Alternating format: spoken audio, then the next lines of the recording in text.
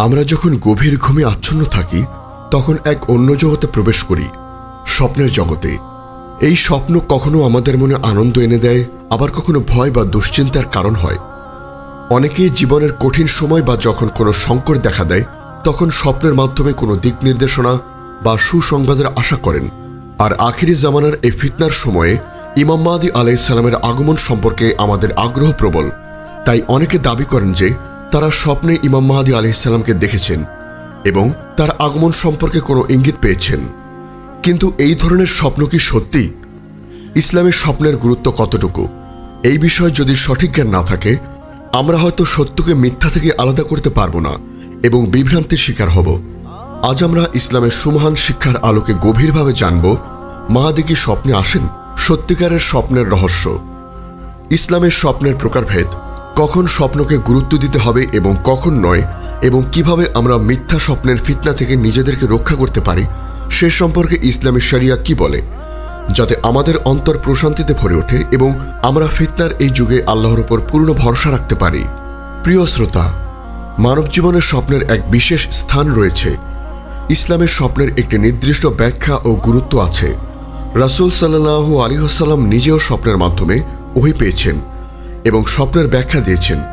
কিন্তু আমাদের মনে রাখতে হবে সব স্বপ্নই সমান নয়। কিছু স্বপ্ন সত্য, কিছু স্বপ্ন মিথ্যা, আর কিছু স্বপ্ন শুধু আমাদের মনের কল্পনা। ইমাম মাহদী আলাইহিস সালামের মতো একজন গুরুত্বপূর্ণ ব্যক্তিকে স্বপ্নে কি দেখা সম্ভব? যদি সম্ভব হয় তাহলে সেই স্বপ্নের সত্যতা কিভাবে যাচাই করব? ইসলামের স্বপ্নের প্রকারভেদ। রাসূল সাল্লাল্লাহু আলাইহি ওয়াসাল্লাম 3 প্রকার স্বপ্নের কথা বলেছেন। 1. আর রুইয়া আস-সালিহা। এটি হলো স্বপ্ন যা আল্লাহর পক্ষ থেকে আসে এবং তাতে কোনো মিথ্যা বা শয়তানের প্রভাব নেই। 2. হাদিসুন নফস। এটি হলো মনের কল্পনা বা চিন্তা থেকে আসা স্বপ্ন। দিনের বেলা তুমি যা চিন্তা করো তাই স্বপ্নে দেখতে পারো। এই ধরনের স্বপ্নের কোনো বিশেষ গুরুত্ব নেই। 3. আদ আহলাম। এটি হলো শয়তানের পক্ষ থেকে আসা স্বপ্ন। শয়তান মানুষকে ভয় দেখাতে, কষ্ট দিতে বা বিভ্রান্ত করতে এই ধরনের স্বপ্ন দেখায়। মাহদীকে কি স্বপ্নে দেখা সম্ভব? ইসলামী স্কলারদের মতে একজন মুমিন স্বপ্নে রাসূল সাল্লাল্লাহু আলাইহি ওয়াসাল্লামকে দেখতে পারেন, কারণ শয়তান তার রূপ ধারণ করতে পারে না। কিন্তু ইমাম মাহদী আলাইহিস সালামকে কি স্বপ্নে দেখা সম্ভব? এর উত্তর আলেমদের মধ্যে মতভেদ রয়েছে। তবে অধিকাংশ আলেম মনে করেন হ্যাঁ, একজন মুমিন স্বপ্নে ইমাম মাহদীকে দেখতে পারেন, কিন্তু এই স্বপ্নের সত্যতা যাচাই করা অত্যন্ত জরুরি। সত্যিকারের স্বপ্নের রহস্য ও সতর্কতা। ইমাম মাহদী আলাইহিস সালামকে স্বপ্নে দেখা একটি ব্যক্তিগত অভিজ্ঞতা। এটি কোনো সার্বজনীন বা প্রকাশ্য মাধ্যম নয়। যদি কেউ ইমাম মাহদী আলাইহিস সালামকে স্বপ্নে দেখেন তাহলে সেই স্বপ্নটি কি আসলে সত্য? 1. ব্যক্তিগত নির্দেশনা সার্বজনীন নয়। স্বপ্নের মাধ্যমে পাওয়া নির্দেশনা সাধারণ ব্যক্তিগত হয়। যদি কেউ স্বপ্নে ইমাম মাহদীকে দেখে থাকেন তবে সেই স্বপ্নটি তার নিজের জন্য। তার উপর ভিত্তি করে কোনো সার্বজনীন সিদ্ধান্ত নেওয়া বা অন্যকে দাওয়াত দেওয়া ঠিক নয়। ইমাম মাহদীর আগমনের জন্য আমাদের বাস্তব পদক্ষেপ হল কোরআন ও সুন্নাহ মেনে চলা। 2. ভুল স্বপ্নের ফিতনা। আখিরি জামানায় শয়তান মানুষকে বিভিন্নভাবে বিভ্রান্ত করার চেষ্টা করবে। শয়তান মিথ্যা স্বপ্ন দেখিয়ে মানুষকে বিভ্রান্ত করতে পারে। যেমন শয়তান হয়তো স্বপ্নে নিজেকে ইমাম মাহদী হিসেবে পরিচয় দিয়ে কাউকে বলবে যে তুমি আমার অনুসারী হয়ে যাও। এই ধরনের মিথ্যা স্বপ্নে মানুষ সহজে প্রতারিত হতে পারে। 3. প্রকৃত স্বপ্নের আলামত।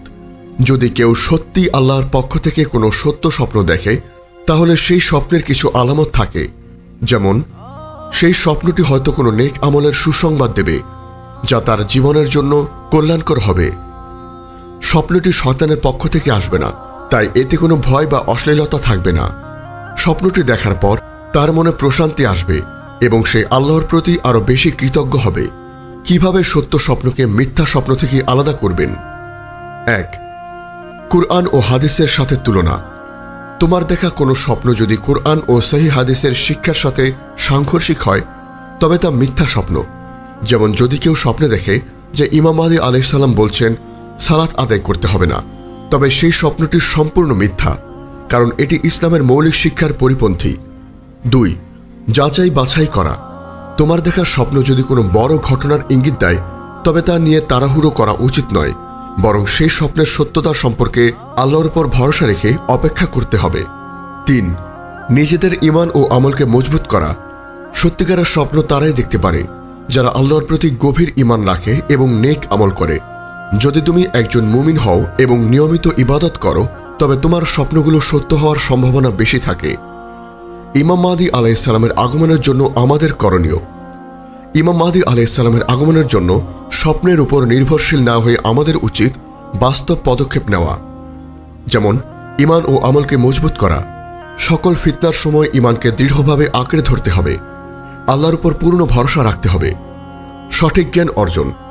কুরআন ও সহিহ হাদিসের সঠিক জ্ঞান অর্জন করা এবং মিথ্যা তথ্য ও গুজব থেকে নিজেদেরকে রক্ষা করা। নেক আমল বৃদ্ধি। নিয়মিত সালাত, সাওম, সাদকা এবং অন্যান্য নেক আমল বৃদ্ধি করা। ধৈর্য ও দৃঢ়তা। আখিরি জামানার সকল ফিতনা ও পরীক্ষায় ধৈর্য ধারণ করা এবং আল্লাহর পথে অবিচল থাকা। প্রিয় শ্রোতা, স্বপ্নের মাধ্যমে পাওয়া কোনো নির্দেশনা ইমাম মাহদী আলাইহিস সালামের আগমনের কোনো নিশ্চিত দলিল হতে পারে না।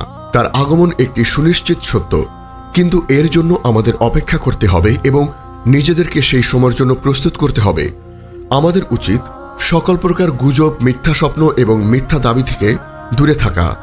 আল্লাহ তাআলা আমাদেরকে ফিতনা থেকে রক্ষা করুন এবং ইমাম মাহদী আলাইহিস সালামের আগমনের জন্য যোগ্য মুমিন হিসেবে বিবেচিত হওয়ার তৌফিক দান করুন।